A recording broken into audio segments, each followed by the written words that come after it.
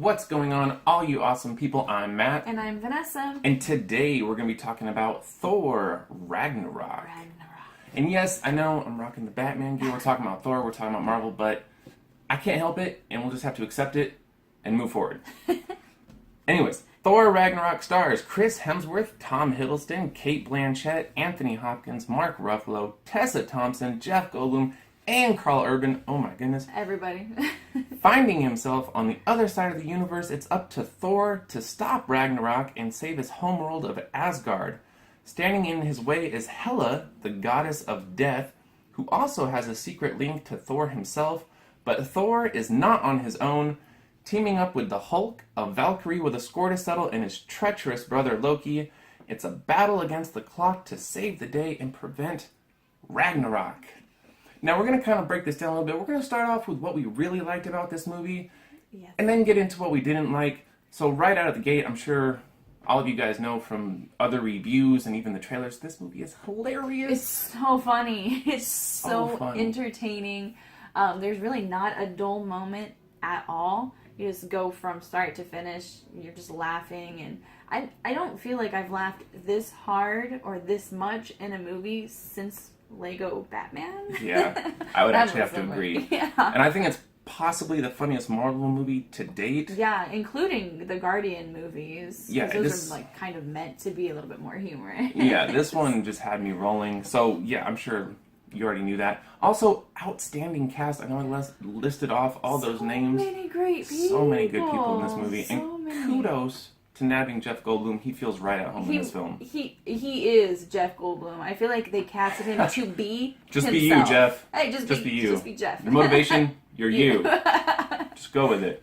Yeah, no, he's great. He is. He's fantastic. Of course, Cate Blanchett's fantastic. There are also a couple of cameos in this movie. I'm sure, once again, a lot of you know Doctor Strange does make an appearance in this film, but it's not just him. No. We're not going to spoil who else shows up in this movie, but it was a great moment, and we were just kind of like, wait, is that? It is. All right. Oh, and also, okay.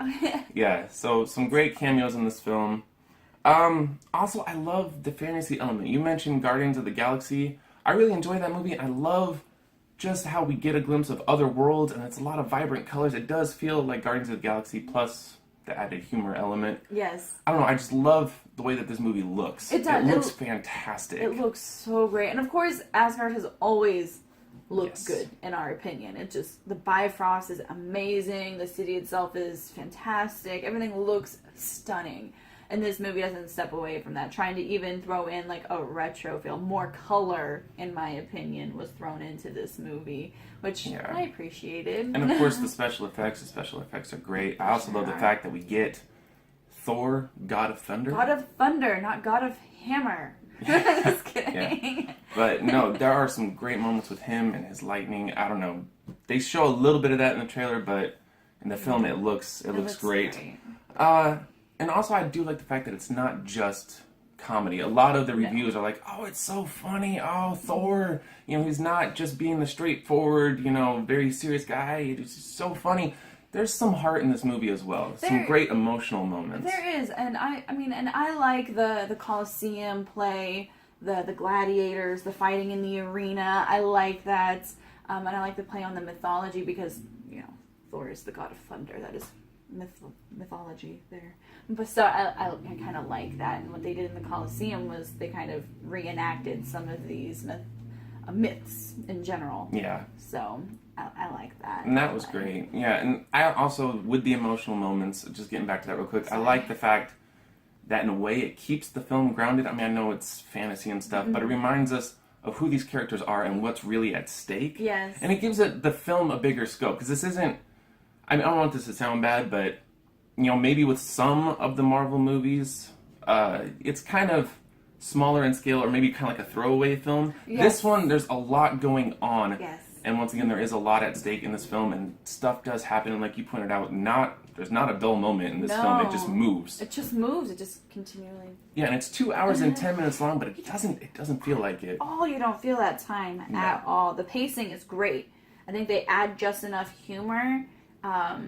Well, they add a whole lot of humor to keep you entertained and invested in the film, so I like that. Yeah, I like that too. Getting into what kind of didn't work, at least for me.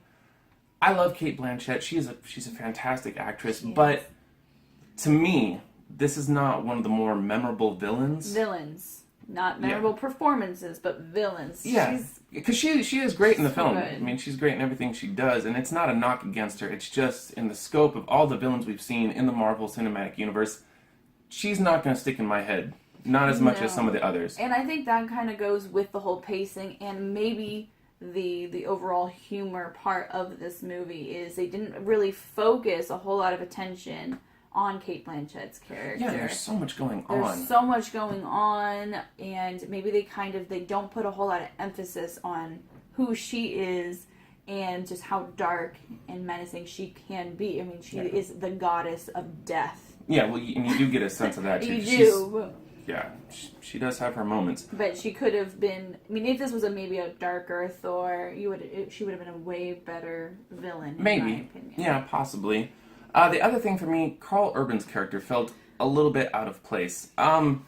It's just interesting when you have somebody on Asgard who's wielding automatic rifles. And don't get me wrong, I don't know the comic books that well. I don't know if he's an actual comic book character, but it just seemed so strange to see that. Yeah. Guns on Asgard? No. Out of place. So. Yeah. I don't know, but I don't know. What do I know? He could actually be a comic book character, and I just don't know. But to me, it just seemed odd. Yeah, and it could have been thrown in there as like for the comic book characters. Maybe he's from a different. Maybe I don't know, but still, all in all, this is a fantastic entry into the Marvel Cinematic Universe. I had a blast with this film. I'm giving it an A. I have A as well. Yeah, and it's definitely worth checking out, guys. It's a pretty tremendous movie, and of course, if you have seen it, let us know what you thought about it down below. Please. And if you like this video, hit the like button. If you want to see more of our marvelous movie reviews. I like that. So cheesy. I know. Hit the subscribe button. And as always, guys, thank you so much for watching. You guys are the best. Take care of yourselves. Take care of each other. And we will see you guys next time.